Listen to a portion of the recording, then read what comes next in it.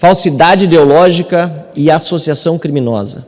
Esses são os crimes cometidos por Alexandre de Moraes e que estamos agora solicitando à Procuradoria-Geral da República que apure com base nas matérias reveladas pela Folha de São Paulo.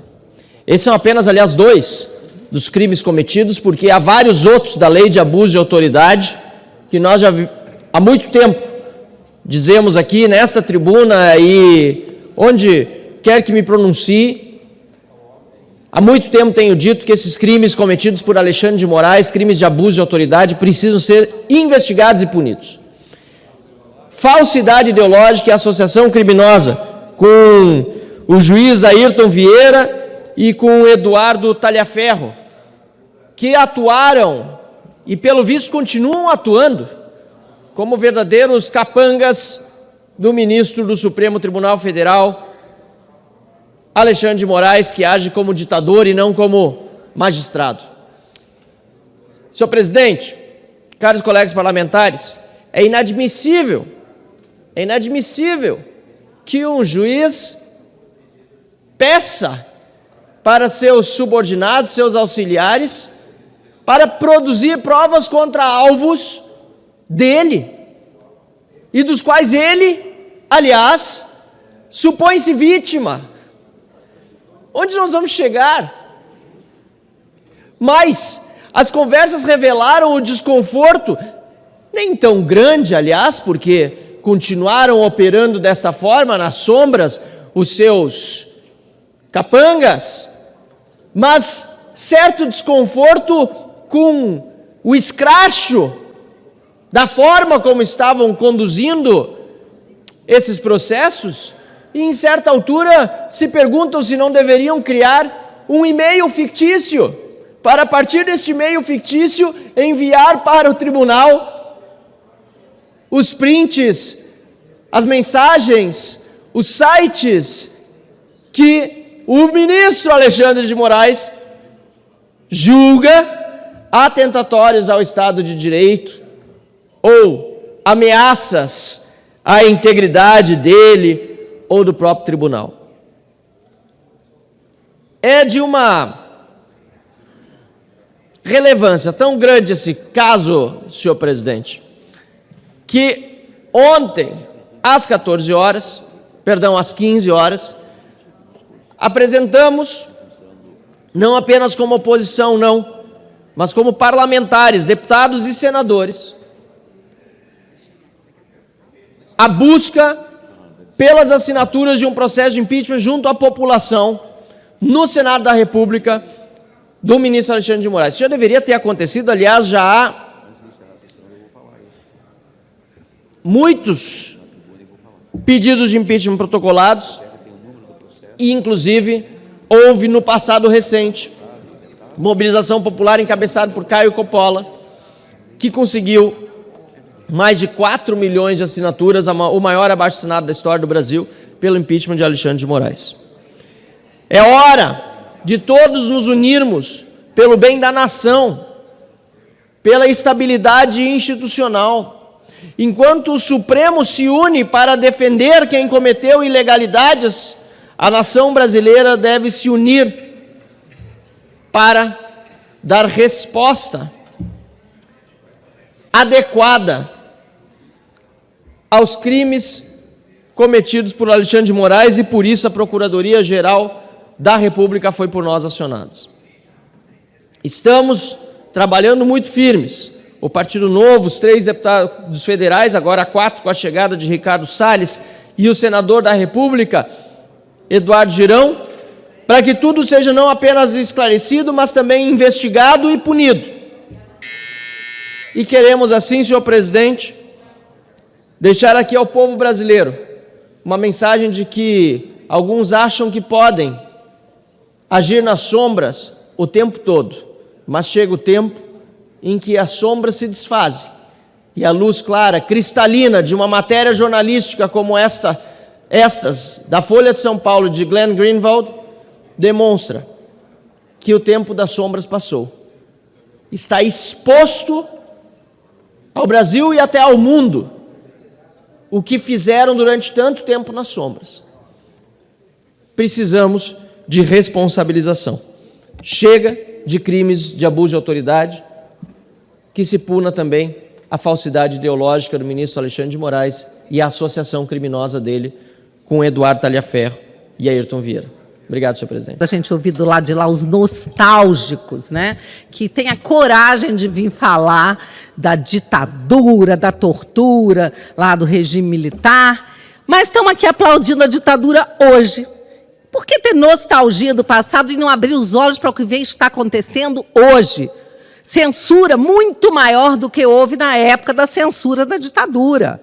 Porque agora se cancelam pessoas, manda suspender publicação de jornal, se ameaça. Agora até a Folha foi ameaçada, pelo que a gente viu aí também, porque teve a coragem de publicar o que está acontecendo, esse que é o maior escândalo do judiciário brasileiro. Nunca se imaginou que nesse país, um país onde o povo anseia e respira liberdade, presidente Pompeu, a gente fosse viver o que estamos vivendo hoje. A ditadura da toga. E nós já sabíamos disso. Para nós não é novidade, não é surpresa, mas agora as provas estão pululando, estão sendo reveladas aos olhos de todos que tenham olhos para ver. Só não vai enxergar e vai continuar defendendo isso quem faz parte desse sistema, quem se beneficia desse esquema. E nós estamos vendo as revelações feitas pelo jornalista Glenn Greenwald, que sempre foi de esquerda, que, aliás, foi o responsável pela Vaza Jato, que a esquerda tanto aplaudiu e que acabou levando à anulação da maior operação que houve nesse Brasil contra a corrupção, que foi a Lava Jato. Então, dados, fatos muito menos graves do que estão sendo denunciados agora, levaram à anulação inteira da Lava Jato, levaram à descondenação do Lula, condenado em 3 instâncias, e a descondenação de tantos outros condenados, por exemplo, a 400 anos de cadeia, todos postos em liberdade. Com base no quê? O juiz Sérgio Moro era suspeito. Com base em quê? Em mensagens trocadas entre o Ministério Público e o juiz. E o que está acontecendo agora, minha gente? O ministro presidente do TSE, Alexandre de Moraes, ministro do Supremo, mandava que os seus assessores fabricassem relatórios, perseguissem pessoas. E quando a gente ouve do lado de lá dizer Bolsonaro, criminoso, está igualzinho o outro dizendo que Eduardo Bolsonaro é bandido. Cadê o crime do Eduardo? Não tem, mas ele é bandido. Ele já está condenado antes de qualquer fato criminoso, antes de qualquer investigação e devido processo legal. Nós que estamos enfrentando esse inquérito do fim do mundo há mais de 5 anos, não temos nada que pese sobre nós, porque se houvesse, nós já estaríamos condenados. Mas não, um inquérito que vai sendo arrastado. E é um inquérito que é um inquérito guarda-chuva. Ele não tem prazo para acabar e vai enfiando fatos, enfiando pessoas lá dentro. Pessoas que sequer têm foro privilegiado. É tão vergonhoso o que está acontecendo. Eu sinto vergonha daquelas pessoas que ainda tentam justificar ou dizer que estamos vivendo a normalidade. Os ministros já saíram na defesa do Alexandre de Moraes. Está tudo normal. Tem jornalista também que diz, está normal.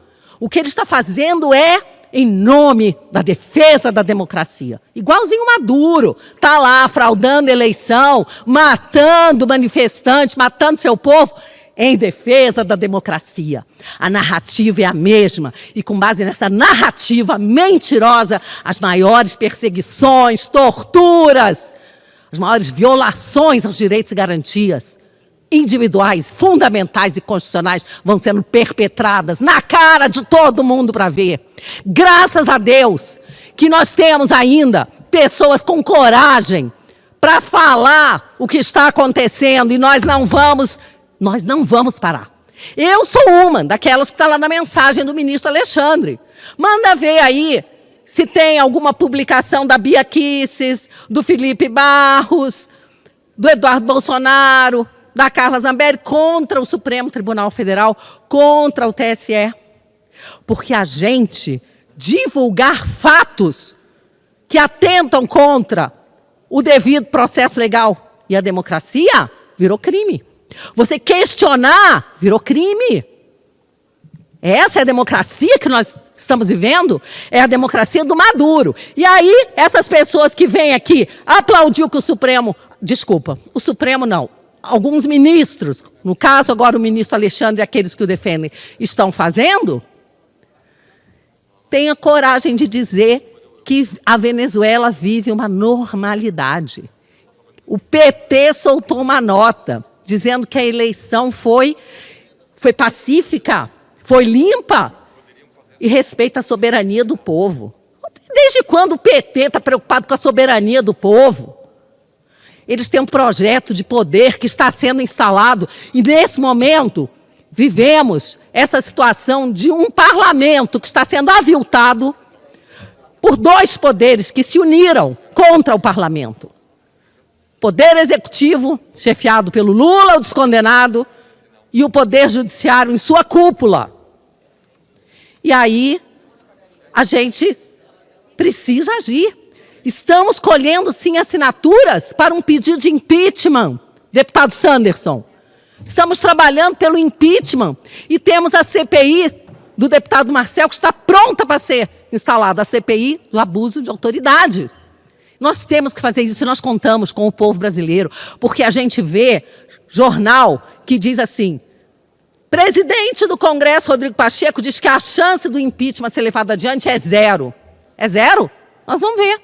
Porque o povo vai se mexer. E o povo de Minas vai se movimentar também. Vai se mexer. E nós queremos ver se o presidente do Congresso vai ficar de costas para o povo brasileiro.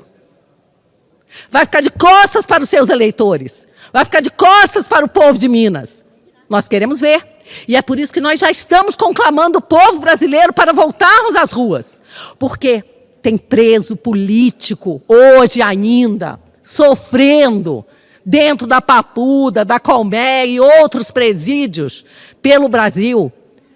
Os chamados presos políticos, pessoas que muitas delas nem estavam em Brasília no dia 8 de janeiro, que chegaram depois, ou pessoas que ajudaram, empresários que mandaram água para quem estava acampado legitimamente, estão com seus bens confiscados, estão presos. Isso é uma vergonha, isso é tortura.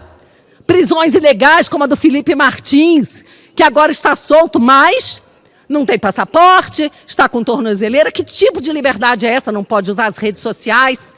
Meia liberdade não existe, assim como não existe meia democracia. O que existe é o aviltamento dos nossos direitos, das nossas garantias. O que existe é a violação ao devido processo legal. Sobram injustiçados e perseguidos.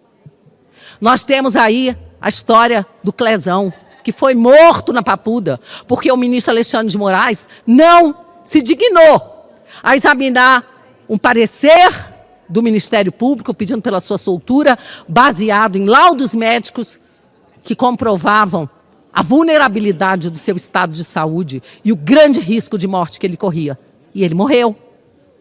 E a gente não ouviu uma manifestação sequer de pesar ou solidariedade por parte do ministro. Nós temos aí o caso da Débora, uma mãe de duas crianças, que ousou escrever a frase que foi dita pelo ministro Barroso, com batom na estátua do Supremo: perdeu Mané. 14 anos de prisão por isso? Ela não pode ver os seus filhos estão sofrendo com a ausência da mãe. Enquanto tem mulher no Rio de Janeiro condenada, que foi colocada em liberdade, em prisão domiciliar, porque tem filhos pequenos e os filhos, segundo o próprio Supremo, não podem pagar pelos erros dos pais, não podem sofrer demasiado. Então, todas as mães de filhos até, se não me engano, 12 anos, aquelas que estavam presas, foram liberadas, mas não aquelas presas em razão do 8 de janeiro. O que nós queríamos é que a lei fosse cumprida e essas pessoas não tinham nada que ser julgadas pelo Supremo, elas tinham que ser julgadas em primeira instância. Quem depredou patrimônio público, que pagasse por esse crime. Mas nunca houve golpe de Estado ou tentativa, e aí presidente, eu vou pedir só um pouquinho mais de tempo para dizer que o ex-ministro Supremo Nelson Jobim, que foi parlamentar, que foi ministro da Defesa, ele foi muito claro quando disse que não houve tentativa nenhuma de golpe, não houve golpe nenhum no dia 8, onde já se viu golpe de pessoas desarmadas, onde já se viu golpe num domingo, sem que as autoridades estivessem no local invadido. Isso chega a ser ridículo. E o ministro Jobim afirmou, não havia golpe, não houve nenhuma tentativa de golpe. E o que o Supremo está fazendo, infelizmente, é desonrando o grande mistério constitucional de guardião da Constituição. Senhor presidente, para concluir. Mais 30 segundos, deputada Bia Kiss. Vou lhe conceder mais um minuto. Eu, como parlamentar, inclusive citada nos inquéritos, citada agora nas mensagens vazadas, repudio e vou lutar contra esse Estado.